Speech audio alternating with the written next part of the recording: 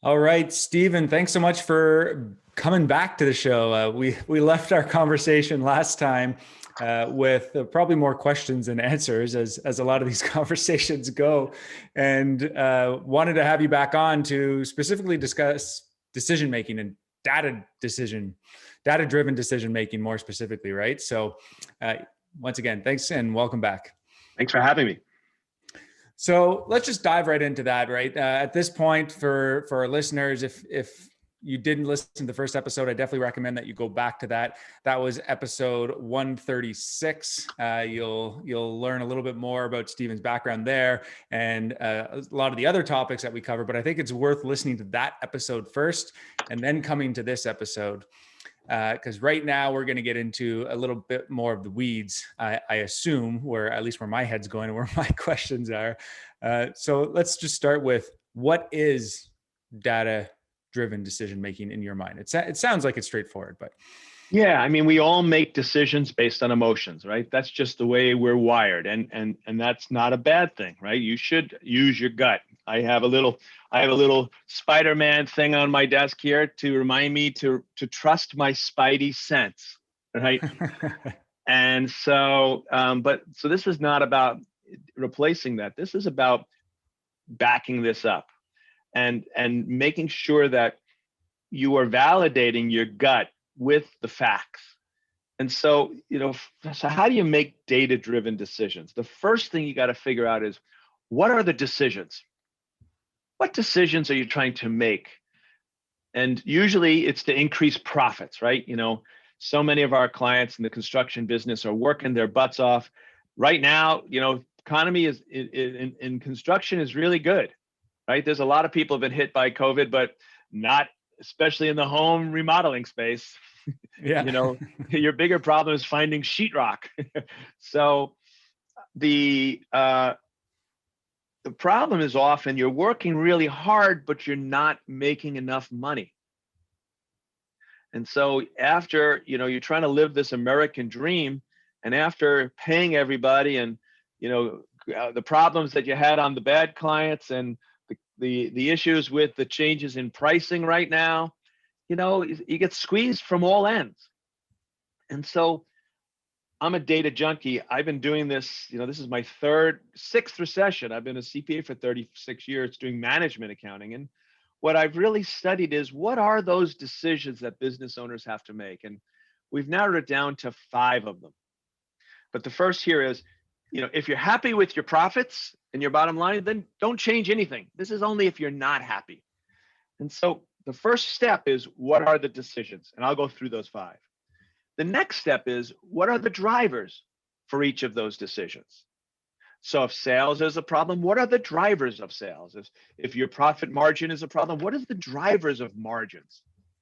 So you have a second discussion around what causes sales or what causes margins.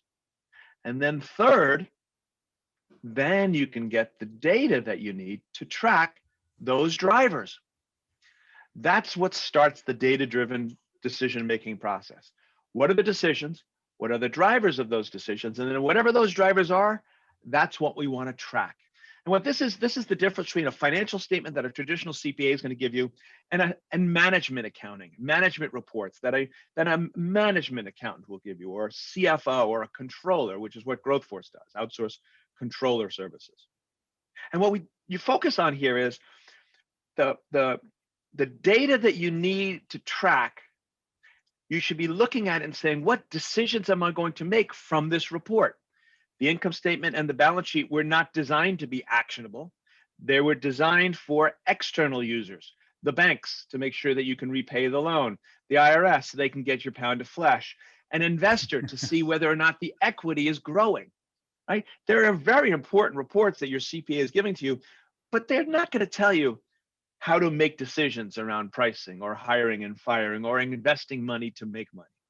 And so that's where management accounting comes in. And in our last session, we talked about above the line versus below the line cost. So you can see what your true gross profit is. So I'll assume the listeners really understand that. Otherwise, they'll go back to episode 135, was it? 136. 136. And so today we're going to say, okay, assuming that you've got those unit economics, and now what do you do with it? So it starts with the decisions. And there are lots and lots of decisions that you need to increase profits. My brother runs a car dealership, and I asked him what makes him so successful. He goes, it's 1,000 things every day, right? It's not one big bang. It's just every single decision you make is grounded in a framework that allows you to be able to keep your eye on the prize. Yeah, that's a really good point.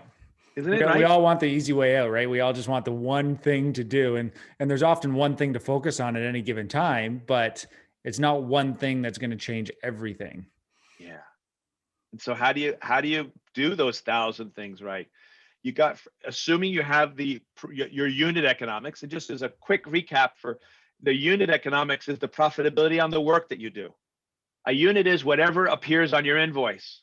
So it might be, a project, a milestone. It might be a, billable hour, right? If you're doing some time and materials work, whatever you put on an invoice, that's your income, right? Because you're doing your billing. You want to match the costs to earn that income, to see the profitability of the project, of the milestone, of the billable hour. And assuming you have that visibility, then the next thing here is to say, what decisions am I trying to make? And there's 5 of them. 5 decisions that have a profound impact on profitability. Decision number 1 is, where do you spend your time? As you say, Casey, you got one thing in front of you at any one point in time. What is that one thing? What should it be? And I'll walk you through that in a second. Decision number 2 is pricing. The single most important decision every business will make is the price they put on a bid. And that's where the problems are, is not having the visibility into the real cost to do the work. So you use your gut, your years of experience, but don't back it up with the data. Decision number 3 is hiring. And you're about to say something. I was going to say, I can tell you honestly that I've made that mistake, right? And even now, like, that's why when people ask me how much is it going to be, like, they just want a rough number. Can you just give me something quick? I can't tell you how many times I've shot myself in the foot because I've given them like a round number off the top of my head. And then when I sat down and thought about it and started realizing everything that was involved, I'm like, yeah, I missed a whole lot of little things here. Yeah. I think, if you have to do that, because, the customer expects it, whatever you think the upper, give the range, whatever you think the upper end of the range is, double it. Yeah. I think it's going to be $5,000 to $10,000. It's going to be $5,000 to $20,000. Yeah. And because people will, in their mind, they'll think the cheapest. Oh, I can get it for 5. Doesn't really matter what the upper end is in a lot of cases. But once you give that upper end, you can't come back and say, it's about 17. It's like, wait, you said 10. Well, you know what? I forgot about travel, project manager, waste. You're taking a lot of my time, so I'm putting a PETA factor in here, right? Pain in the ass factor. So that's the number 1. It's number 2 decision, but the most important of the 5 is pricing. The third decision is hiring and firing. And it's not mostly here, I'm talking about people, although people drive profits. So that's a whole nother session about how people drive profits. But here I'm talking about hiring and firing clients, hiring and firing services, hiring and firing, which jobs should you take and which jobs should you just walk away from? Number 4 is, how do you increase the productivity of your people? Labor cost is our biggest expense. Materials is right there with it, but it's the guys swinging the hammer. It's the subs. It's the, especially if you've got full-time staff like most of our clients do. How do you make sure that you're getting discretionary effort? How do you align their goals with the company goals? And then decision 5 is, how do you make money to spend money? Sorry, how do you spend money to make money? How do you invest in sales and marketing to get the biggest return on investment? So this is a 3-hour session that I do for Vistage. So in the half hour we've got, you tell me where you want to go. I like number 1. I think that's the first one. Yeah, no, I think that's really important. I think we should probably tackle them in order, in the order that you have them. And I have some other questions that I've been writing down here and taking notes, but I'll tackle those at the right time. So yeah, Let's start with that. How do people figure out where they should be spending their time? So there's three drivers to profits. There's top line growth, and you need top line growth because if you're not growing, you're shrinking, right? People quit, costs go up. Clients that you could count on, suddenly you can't count on. And you're everybody gets excited when they're in a growing company. So top line growth is the first driver. The problem is most business owners think they can sell their way to profits. And sales is of the three drivers, sales has the smallest impact on profits. I think that's important to really drive home, because the analogy that I like with that is, if you have a bucket and it's full of holes, it doesn't matter how much water you put into it, that it's just going to keep emptying it, right? So it doesn't matter how many sales you get if you haven't plugged the holes to begin with. Yeah, exactly. And that's why what we suggest is the single most important number you should be looking at on any financial report ever in any business is your gross profit margin.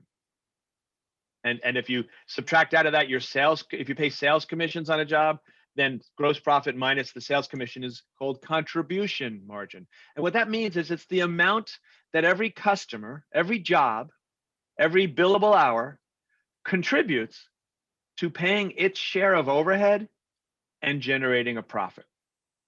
And the problem that we see is businesses are not pricing their jobs to cover not only the above the line costs to generate their gross profit margin that they want. They say, okay, I want a 40% margin. So they're working on that as a starting goal. And then they say, okay, let's say 50% margin just to make the math easy, right? If I think it's going to cost me $10,000, I'm going to bid this out at $20,000. But you can't stop there. You have to study how much overhead do you have in your business, and then divide it by the number of units you're going to have, the number of jobs you're going to do, the number of billable hours you're going to have in a year, and come up with an overhead cost per job or per billable hour. And then do the same thing with profits. How much profit do you want to make? Divide that by the number of jobs you're going to do, or the number of hours you're going to bill, or the number of widgets you're going to ship, whatever your industry is, and come up with a profit per unit, a profit per job. And this way, when you're doing your pricing, you don't want to just look up at the above the line costs and say, all right, I need to get a 40% margin or a 50% margin. In your mind, you need to say, this job has to cover, based on the number of hours, it's got to cover $5,000 of overhead, and then I've got to make $1,000 of profit. Because if you don't cover your overhead on each job and you don't make your target profit on each job, you can't make it up in volume. Mm-hmm. Right? It's why we learned math in the middle school. They don't tell you that though. No, that's right. They don't. This is surprising to me, is how few CPAs even understand this. Management accounting is really about looking at the profitability on the work you do. And I suggest to everybody, you start with profits first. We're talking to a company right now. They signed on as a client. They do entertainment systems for residential and commercial. So, they're the guys you bring in when you want the surround sound and you want to put Control 4 in, or Sonos, or big TVs and speakers in the walls and remote control everything. And it's a good business, 6.5 million in revenue, 55 employees, but they got 2.3% profit. And they're working their butts off. And there's 3 guys who started it, and they did a really good job building this business. Great culture. People are happy, but they focused on the top line. The owner told me something really interesting when I first met with them, and I said, look, here's my advice. You may be better off as a $5 million business with 15% profit than a $6.4 million business with 2.3% profit. You're going to take triple home. And he says, it's so interesting you say that. This Christmas, I was thinking, it's the end of the year. We had one of our best years in a COVID market. Why? Because everybody's sitting at home thinking, I want my speakers in the wall. Yeah.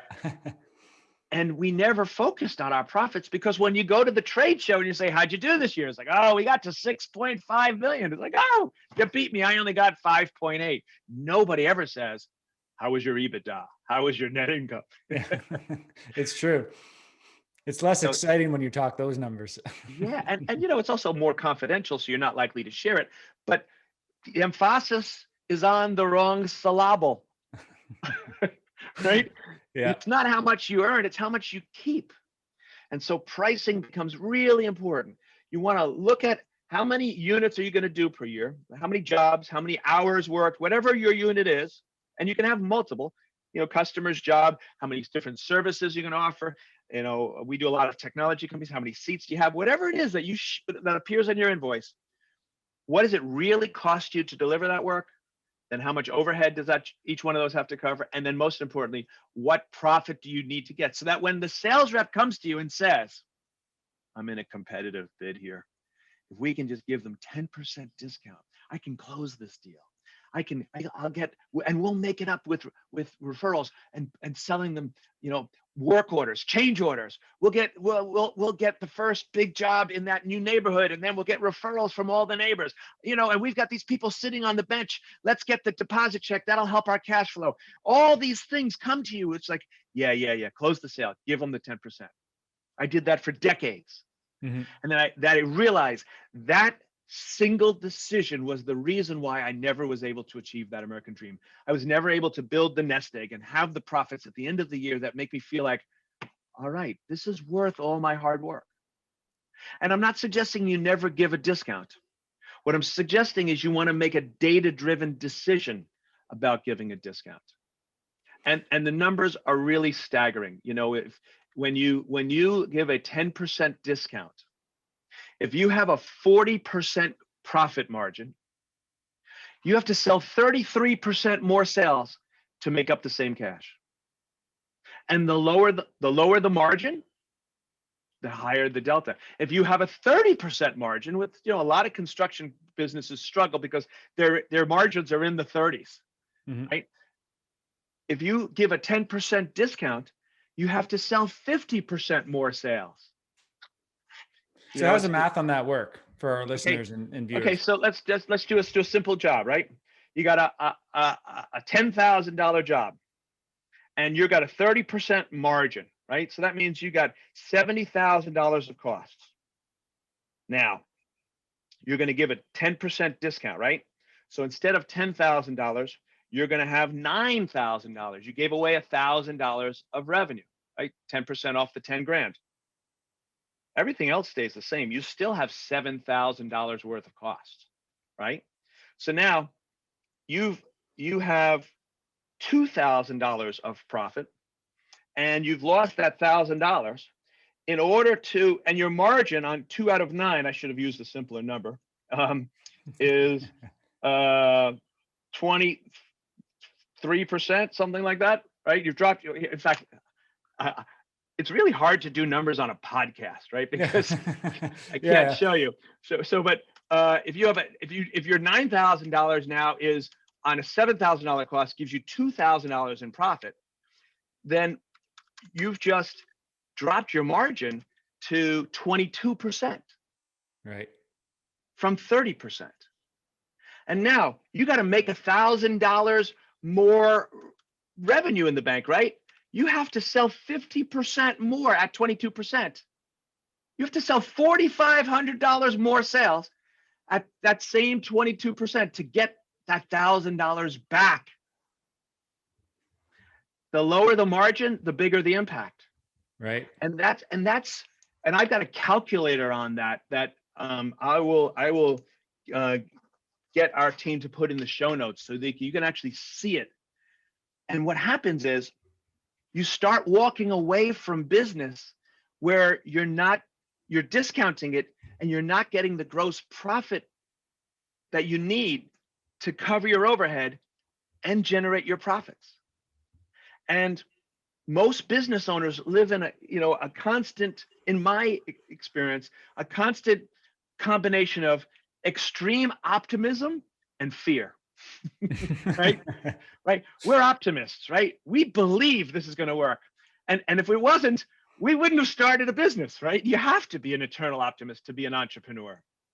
And then you constantly live in fear of, can I make the next payroll? Can I keep my people busy? Because I don't want to lose these valuable subs and trades and people. And so you fear that if I don't close this deal, if I don't give that 10% discount, then now I'm screwed. And that's what causes cash flow problems. Yeah, I can attest to that too. And it's funny that you say the optimism and the fear part, because I can go through all day.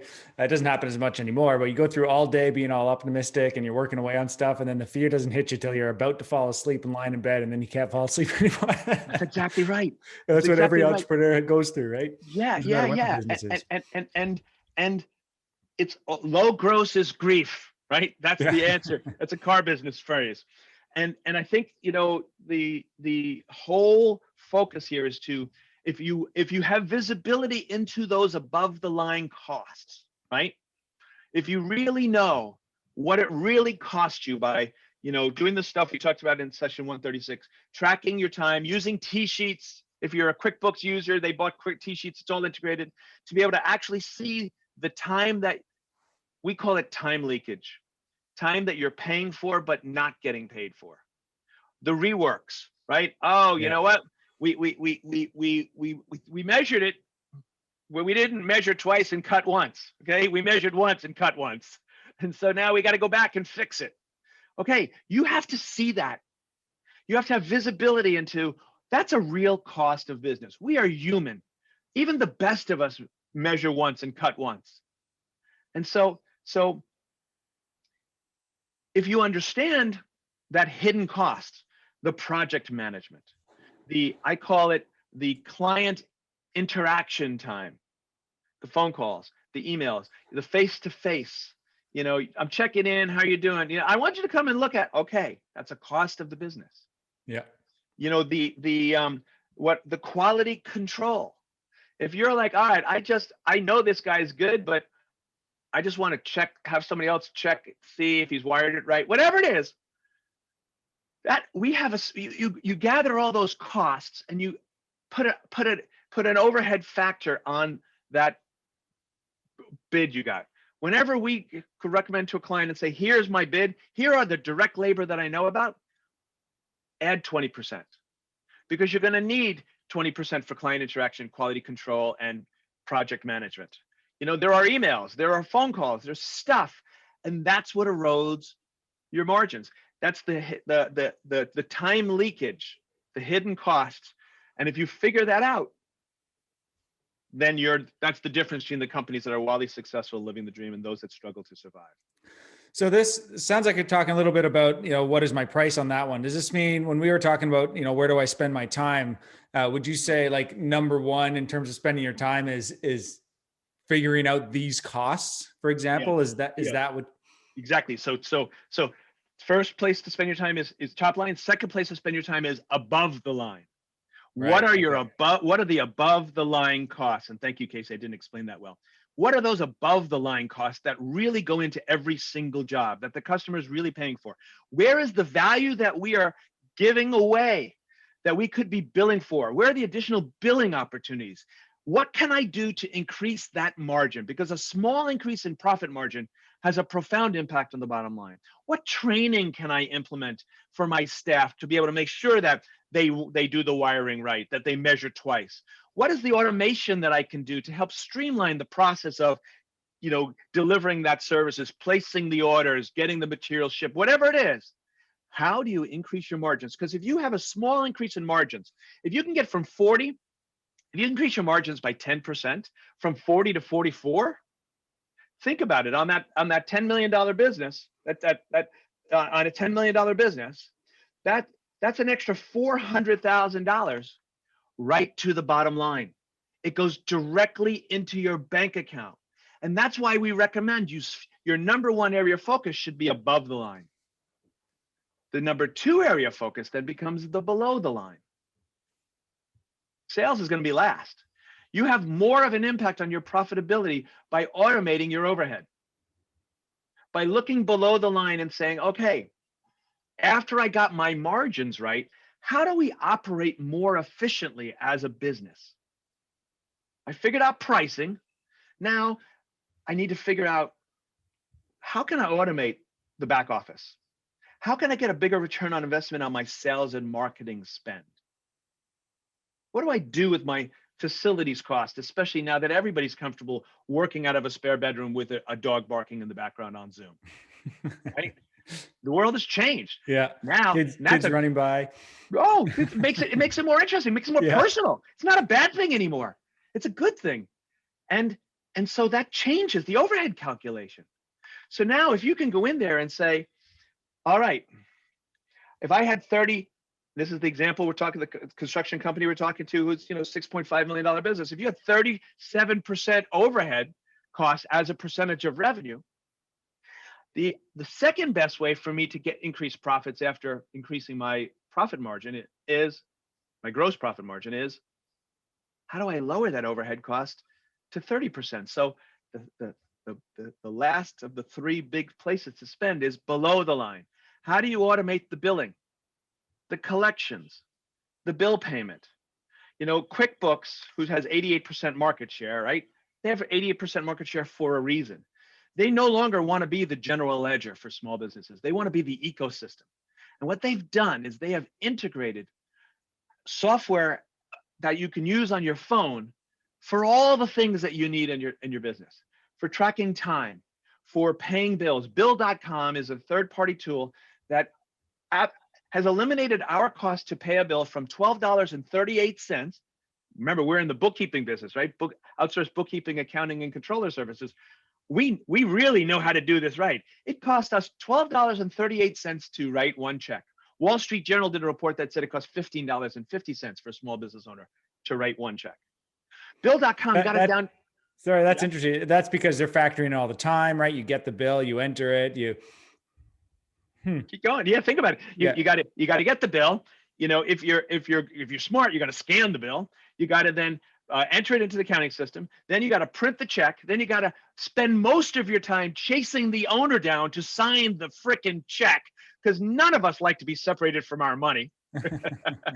Right? Then once you finally get the signature, then you got to stick it in an envelope. You got to put a stamp on the envelope. Then you got to send the bill. Then the vendor is going to call you and say, hey, did you send the check? It's like, yeah, I sent it yesterday. Okay, I didn't get it. Tomorrow, to call again. There's a lot of us live in that hand-to-mouth world in the construction business, right? The overhead of just dealing with your vendors is real expensive. Bill.com automates the whole thing.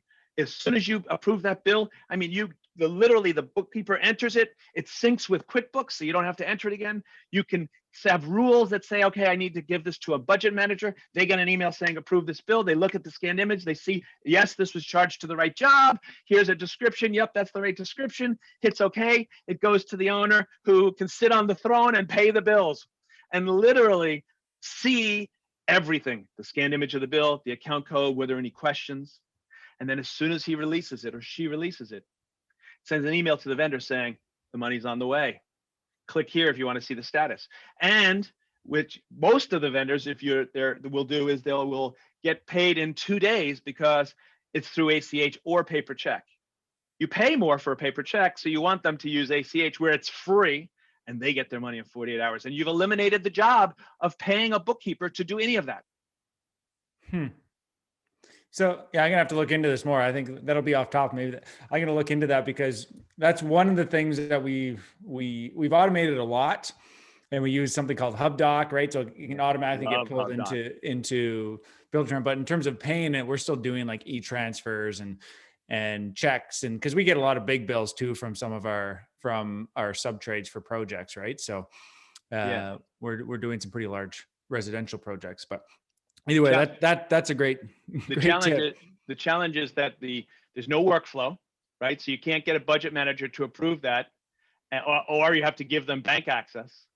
And it's only recorded in the accounting system after it clears the bank, when you download the banking transactions. When you enter the bill into Bill.com, it shows up as an accounts payable and an expense in the accounting system when it was incurred. So it's really, really cool. But the whole idea of looking at how many steps does it take to get an invoice out the door? How do you, from the point you finish the job to the point the bill goes out the door to the customer, how do you streamline that? Intuit has a product called Intuit Payment Services. It's phenomenal. you can automate the entire billing, collections, and cash application place. So, that's the next step. So you figure out is how do you lower that overhead? That's all in decision one, right? Where do you spend your time? It's usually not in sales. I mean, of course you have to grow, but not where most business owners think I'm going to spend my day all day selling, and I'm going to grow my way to profits. I'm suggesting no, pricing. And that leads to decision number two, time was one, pricing was two. Decision number three, which is which clients or services should you fire or rescope or increase the fees? Once you get visibility into your pricing and you know how to price your jobs right, then you've got to figure who is your ideal client. This company I mentioned, they do residential and they do commercial. And so we're looking at that $6.5 million of revenue and trying to slice and dice it. You got to study what causes profits in the past to figure out what's going to cause profits in the future. Specifically, if you're not making enough money on your company, let's take all the clients and let's do a job profitability report and stack rank them from worst to best. And we're going to color code them. We're going to, it's really simple to do this. You go into QuickBooks for reports, projects, profit and loss by customer. But now that assumes that, I think the wild card in that calculation, because we dealt with this in the past too, is are you tracking all your time appropriately with that customer? Yes. And what's great about QuickBooks is whatever system you use, you can feed the timesheets into QuickBooks. Right. And then if you use Intuit Payroll or Insperity, it'll automatically allocate the labor cost to the customer, to the job, to the service item, to whatever people filled out on their timesheet every time you run payroll. If you don't use those two payroll companies, ADP and Paycheck, you can do it. There's a third-party middleware software that you can do it. It's just a couple of extra steps. But now, this is activity-based costing. This is stuff that used to only be available for the Fortune 1000.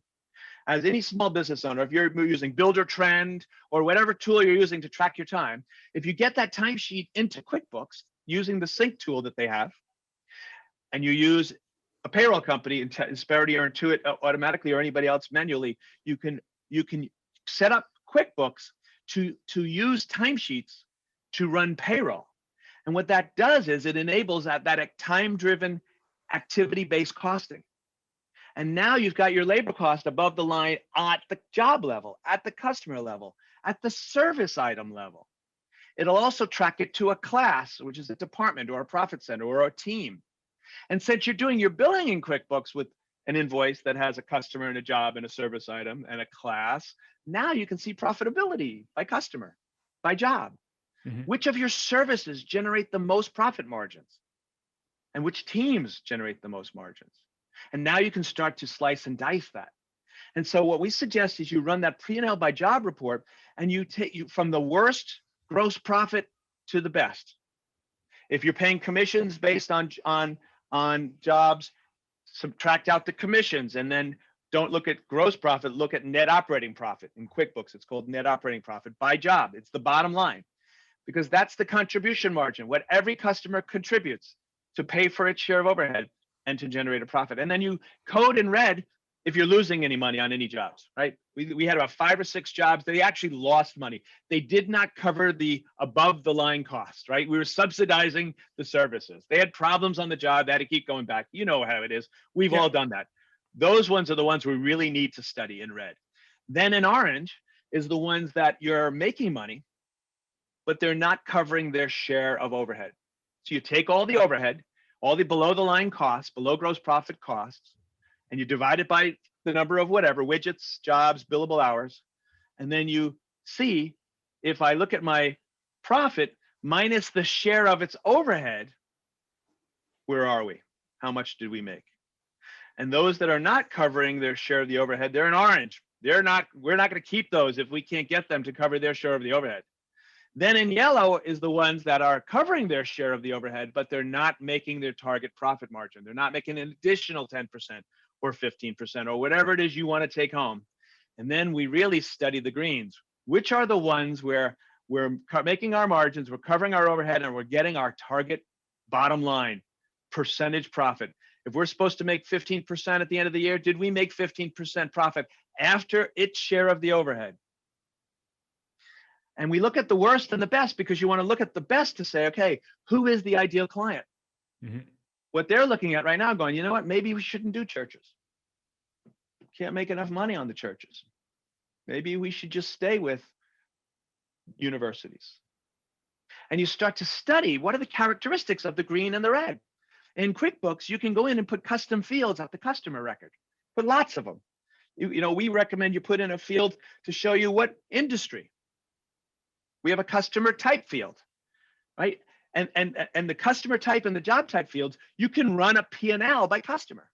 We can use one of those fields for sales rep, because what they said to us was, we asked about the commission structure, and they have a really good commission structure, which I'll share with that because this is the right way to do it.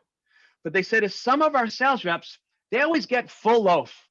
They never leave any crumbs on the table. I was like, okay, that's a decision you're not trying to make now. Is what reports do you look at is what decisions you're trying to make. They're trying to figure out which sales reps to keep and which ones to let go. That's a decision they're trying to make right now because their overhead is too high. It's 37%. And they said, Charlie gets full loaf. So we ran a report of profitability by sales rep, not sales by sales rep, which is what most people manage their sales department on.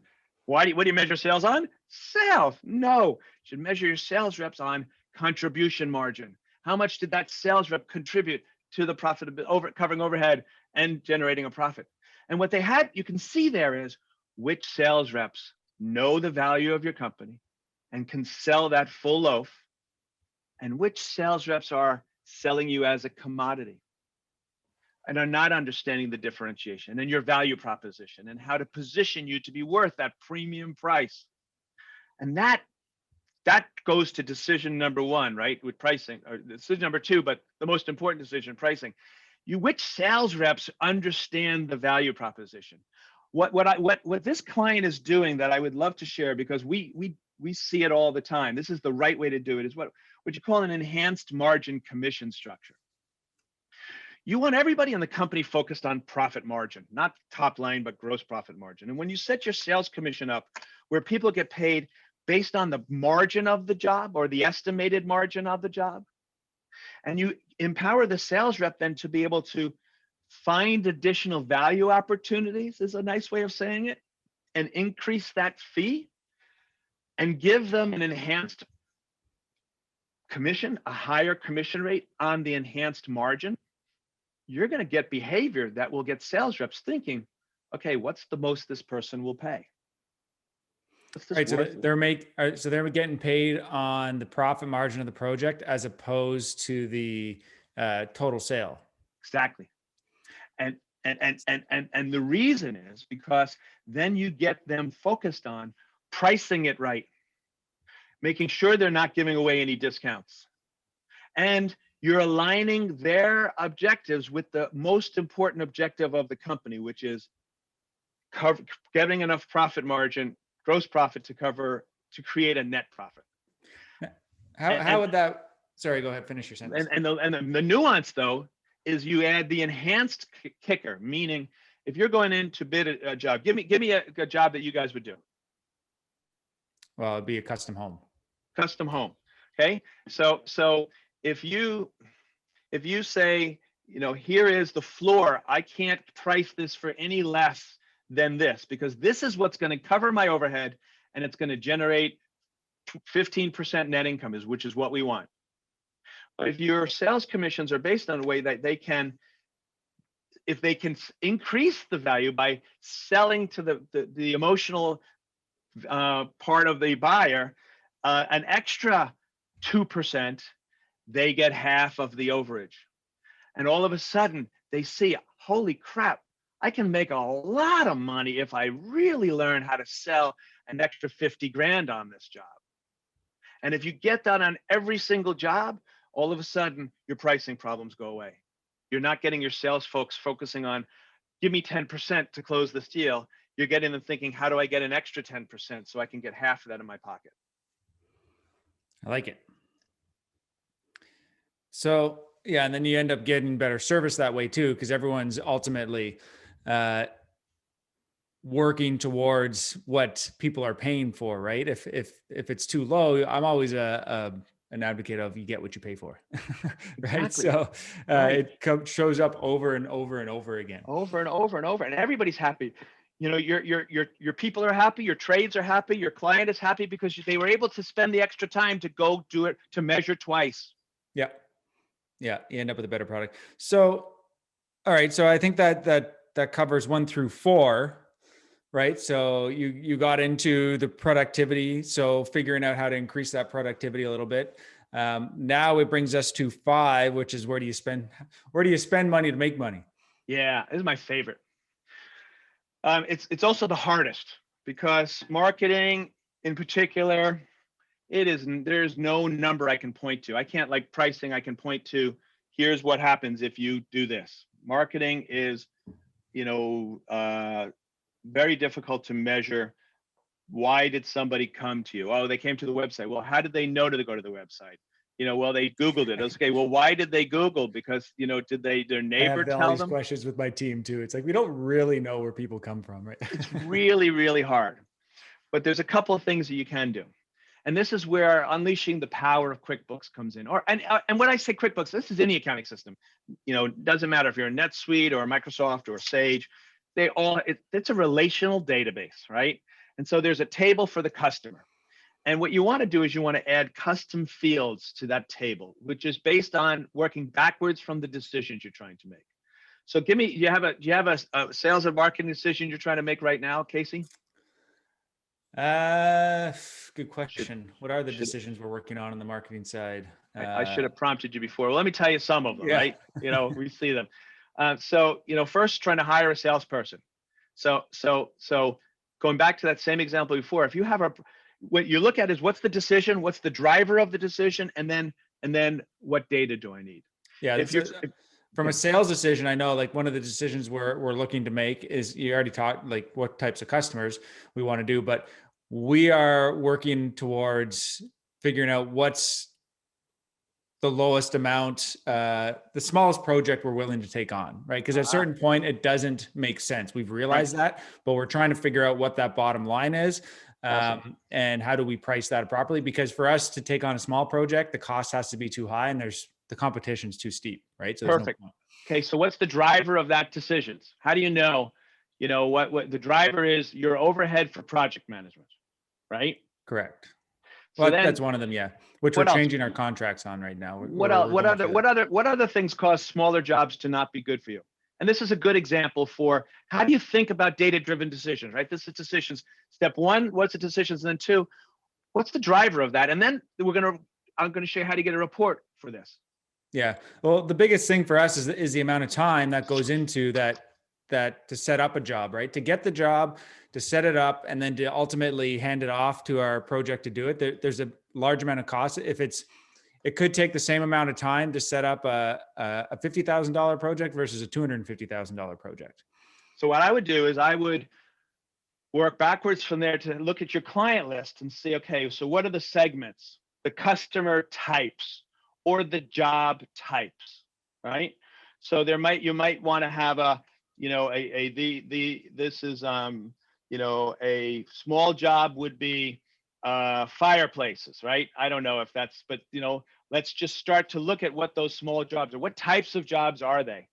And then whatever you decide, whatever way you segment it, you run the same job profitability report, but you filter it for the job type. And you do the same thing. And let me look at it and say, okay, all these red ones are all these kinds of jobs. And all these green ones are these kinds of jobs. So we're just taking the same data and we're adding another field. We're adding another characteristic, like, Right. industry, yours would be size, right? You might want to have job size as a dropdown. Yeah. Yeah, we could break it down into like renovations versus custom homes versus, additions and those types of things for sure. Yeah. So yeah, no, that's definitely something I've been taking lots of notes. You've been talking for things for me to go over with my partner, my brother, Chad, right? Because he's the one who will start pulling all that data. He's Yeah. definitely the data guy, which Yeah. brings me to another question was, what are your thoughts on partnerships? Because when I'm sure people have heard a lot of this, maybe not this exact stuff, but we all know that there's things that we need to do, but there's only so much time in a day. For me, Yeah. if I was the only owner in this business to go out and to do all of this myself, it would pull me away from it's important, but Yep. there's other things that I also need to do that are also important that just need to be done for whatever reason to keep things moving along, So right? goes So decision one. Are your primary focus? Have you above the top line, above the line, and below the line? And so let's assume that you're talking about partnerships. You're talking about sales and marketing partnerships, right? well, partnerships in any sense, right? Do you bring on a partner? Like if somebody is owning a business right now, maybe it's a small company, it's just them and they have some guys working for them. It's not hard to hit Oh, 2 million. well, You know what I mean? Like, how do you get from, so they're like, all right, Stephen, I get all this. I know I have to do all this work, but I don't have the time to put into this right now. Like, how do I go about tackling this? Do I bring on a partner? Do I find somebody to help? Do I hire it? Do I outsource it? Like, where do they go from here? well, outsource. I violently believe in outsourcing everything that is not my core competency. Right? There's somebody who's better at everything than I am, and it's usually cheaper. And it's so much better result than I could ever figure out on my own because it's not what I do. So all the reporting on this stuff, that's what we do. But whatever it is, you should decide you define your core competencies, and then leverage other people's resources for the rest. Especially now where it's all online and automated. This has been a growing trend for the last 2 decades, but I think it's you leverage other people smart. So for example, and before I've come, and if I may come back to ending on that partnership, on the last decision about sales and marketing, I wanted to share one other thought, Casey, which is you want to figure out how do you get your next customers, study how you got the last ones. And so this is the hard part, right? What I've seen work really well, I do a lot of speaking, and one of the Vistage members in New York did this, and I thought it was absolutely genius, was they added, we recommended they added a custom field called lead source in QuickBooks, right? You take one of those custom fields and you use it for lead source. And then you starts in the sales process. All the CRMs feed into QuickBooks now. We use HubSpot, or Salesforce is the most popular. And the customer gets converted into a lead to a client. Then all of a sudden, whatever lead source is the primary lead source can move into QuickBooks, and you can do it manually. Just add it, a drop-down list and select the lead source. But here's what was really cool. Then using the CRM, in this case, it was HubSpot. When the client came in, they said, look, I know that you came to us because of Google, because that's what the CRM said was the lead source. I'm so excited you're now a client. We want to learn a little bit about why you came to us so we can better serve you. What did you search in Google? And you ask one question and they answer, I searched outsourced accounting for construction. It's like, next question, why did you search that? And as this new client comes in, if you use the same marketing, nurturing marketing technique that you did before they became a client to gather some research afterwards, now you can start to see, okay, you know what? I need to write a blog based on outsourced construction accounting or whatever. I didn't understand above the line, below the line. Whatever the customer, whatever they ask you, that becomes your content. They ask, we tell.